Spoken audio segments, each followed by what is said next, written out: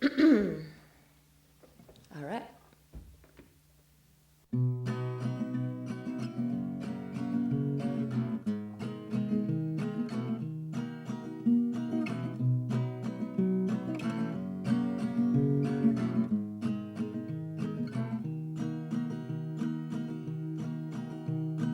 Box full of Smarties and makeup made me realize how suddenly our time's up. If I were to have to decide what to bring in case of emergency, I'd be at such a loss.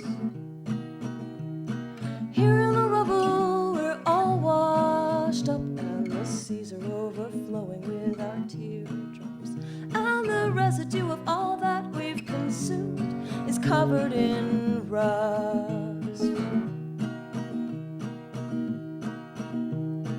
I tried to look closer at the truth, but all that I saw was one broken tooth, stuck inside a cavernous skull, left long ago from some failed utopia. Failed utopia.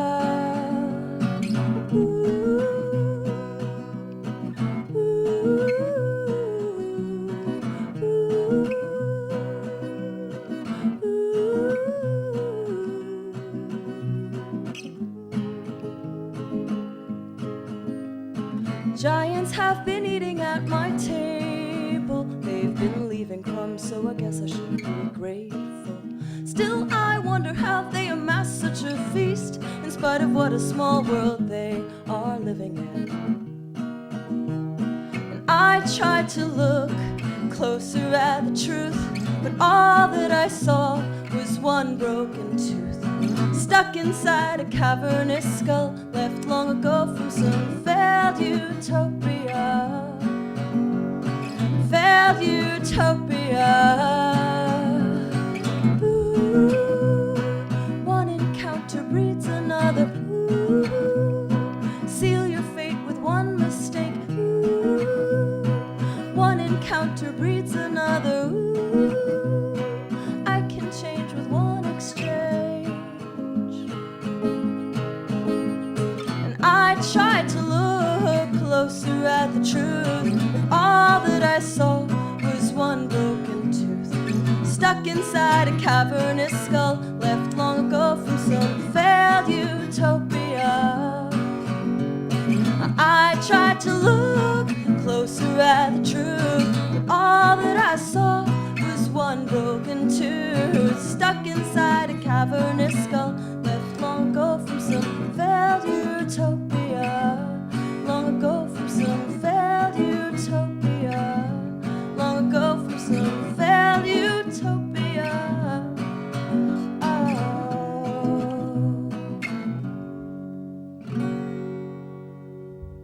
How you feeling? Okay, super duper. Super duper. Mm-hmm. Okay, Well, here we are. so we're here with just Kat. But I think that it's important to also say my last name.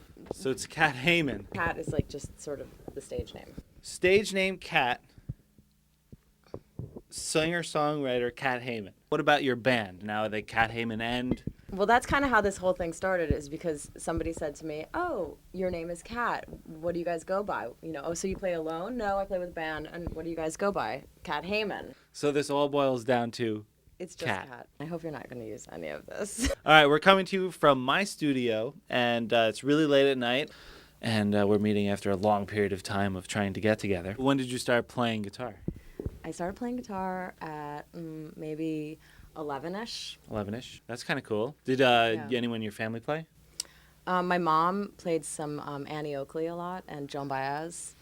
Can't go wrong with those girls. I took a lot of piano lessons as a child. What other bands would you say inspire you? Well, I have to say, I was kind of like a little bit of a hippie in high school, so definitely like... It was a style at the time. You know, it wasn't even the Grateful Dead so much. It was more like Cat Stevens, like Jethro Tull, and... So would you say that kind of heartbroken kind of inspires your music?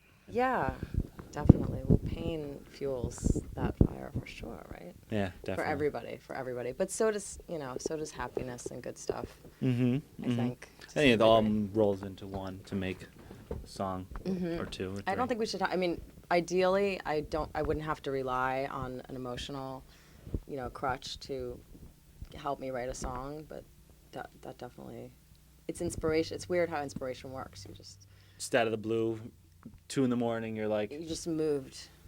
Like, So what would you say you get your inspiration from? Is it something you see, something you hear, something like walking down the street? Like where does it come for you? I think it comes from, these days I'm not really sure.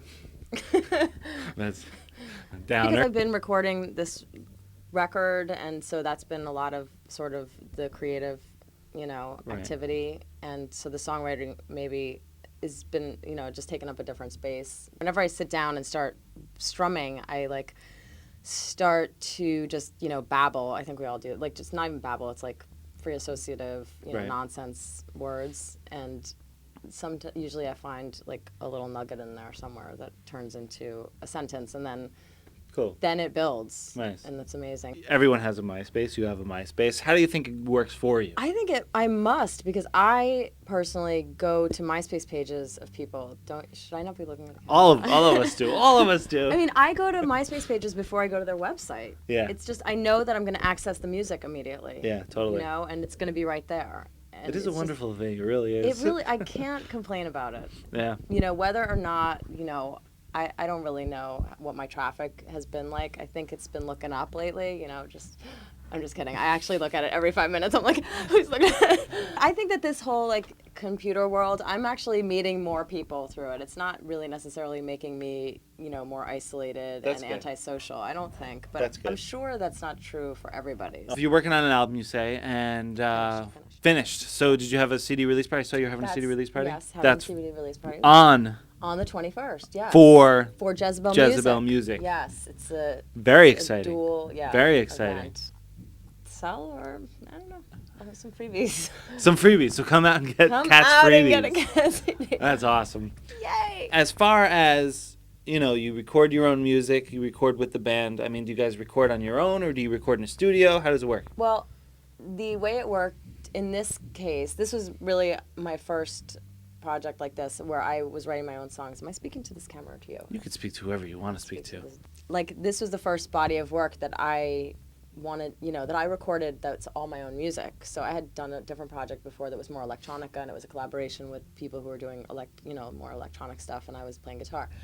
That actually never got anywhere. But this project is just my songs, and I went in pretty much raw, just me and the guitar. But I wanted it to be a kind of like a lush production, which is what Len Monticello brought to the table. And he plays Chemical drums. Bunnies. He's fantastic and super creative, and he just, he really pulled lots of stuff out of the songs and brought lots to the songs. With the MySpace and the websites and everything, I've probably bought more music because now I know what I'm getting when I buy the record, whereas in the past you always had to rely on a reviewer's review of it, and I was very overwhelmed for many years. I had no idea what to listen to because it was Right.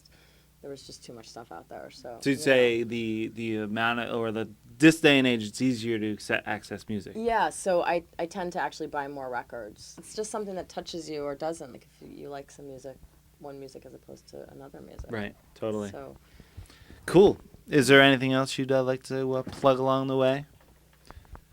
that I'd like to plug. Plug like maybe your MySpace page, your website. Oh, me? Okay, sure. You can go to myspace.com/CatHayman.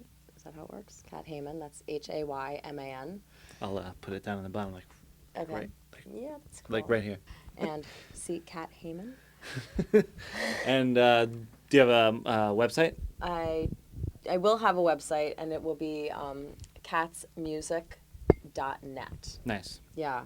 It Very had cool. to be a .net. Catsmusic.com was already taken, and I think we're all heading into .net territory. Okay. That was Cat Hayman. We had a lovely song by her. It was called Failed Utopia. Failed Utopia. Come check her out on February 21st at Union Pool. She will be playing with a bunch of other people for Jezebel Music. It's only the feature The show. feature show. Yes, the monthly feature show feature by artist. Jezebel Music. They're going to love me over there. All right, I think we'll turn it off now. Okay. And back to you, Kat. Utopia, failed utopia.